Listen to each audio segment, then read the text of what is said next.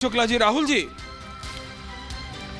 BJP का clarity है। BJP ने प्रधानमंत्री मोदी के ऊपर कंप्लीटली चाहे वो मध्य प्रदेश हो या वो छत्तीसगढ़ हो, चाहे वो राजस्थान हो, चाहे वो तेलंगाना हो, चाहे वो मिजोरम, बीजेपी का क्लैरिटी है, स्टेट लीडरशिप है, ठीक है, नहीं है तो भी ठीक है, हमें तो प्रधानमंत्री मोदी के चेहरे पे लड़ना है। एक तो ये है। दूसरा मेरा जो सवाल आपसे ये है sir, how important it is for Congress, क्योंकि कांग्रेस का तेलंगाना में वापस आना और केसीआर को पछाड़ना, छत्तीसगढ़ वो रिटेन कर रहा है, हां दैट इज ऑल्सो इंपॉर्टेंट, लेकिन तेलंगाना में एक रीजनल प्लेयर को जो कि नेशनल एम्बिशन रख रहा था, अपनी पार्टी का नाम चेंज कर दिया था, उनको हरा के कांग्रेस अपनी स्पेस वापस ले रही। It's a message to all those regional players, वो सारे क्षेत्रीय दलों को, खासकर ममता बनर्जी जैसे दलों को, इट्स अ क्लियर मैसेज कि भैया अपना संभालो पहले, नहीं तो कांग्रेस आ रही है। और इसका इंडिया अलायंस पे क्या असर पड़ेगा Rahul ji? How do you see this? And then I am going to everyone. Prem Shukla ji, आ रहा हूं आपके पास। राहुल जी, देखिए, इसका सबके ऊपर असर पड़ेगा। इसका बीजेपी पे असर पड़ेगा, कांग्रेस पे पड़ेगा, और इंडिया अलायंस पे पड़ेगा, और एनडीए पे भी पड़ेगा। तो यूपीए, एनडीए तो सबके ऊपर पड़ेगा। लोकसभा चुनाव पर भी पड़ेगा। कितना पड़ेगा, कैसे पड़ेगा, उस पर थोड़ा बाद में बात करेंगे। तो निश्चित रूप से पहली बात यह है, बुनियादी तथ्य यह है कि अभी जो इंडिया अलायंस है उसमें उसकी धुरी कांग्रेस ही हो सकती है, और बिना मजबूत धुरी के कोई भी गठबंधन आगे नहीं बढ़ सकता। लेकिन जो इस गठबंधन के साथ आंतरिक समस्याएं हैं, जो उसके विरोधाभास हैं, जो आपने खुद बताया और हम लोग हमेशा लगातार कहते रहे हैं कि कांग्रेस इन दूसरी की सीधी लड़ाई बहुत जगह इन दूसरी जगहों पर अपने अलायंस पार्टनर्स के साथ ही उसकी विधानसभाओं में लड़ाई है।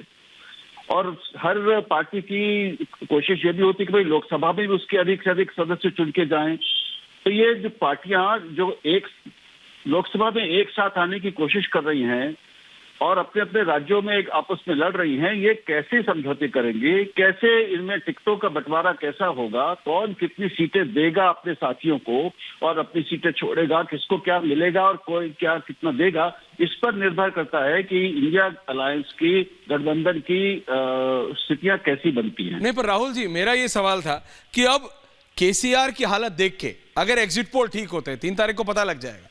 अभी मेरे जो भी सवाल हैं, they are based on the numbers of exit पोल।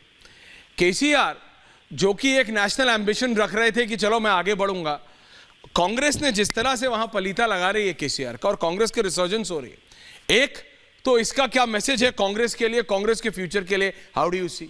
दूसरा, ममता बनर्जी जैसे टीएमसी है, TMC is a part of India alliance, अगर कांग्रेस अपनी वो जगह वापस ले लेगी जो कि टीएमसी ने धीरे धीरे over a period of time Congress से खींची है, या उन सभी क्षेत्रीय दलों ने जिन्होंने कांग्रेस से वापस खींची, अगर वो कांग्रेस अपनी जगह वापस ले रही है या वो लेती है, तो उन सब दलों के लिए अब इस इंडिया अलायंस में कांग्रेस के साथ रहना will become next to impossible, क्योंकि वो बीजेपी से तो बाद में लड़ेंगे, पहले अपनी एग्जिस्टेंस तो बचाएं, जो कि केसीआर ने नहीं सोचा।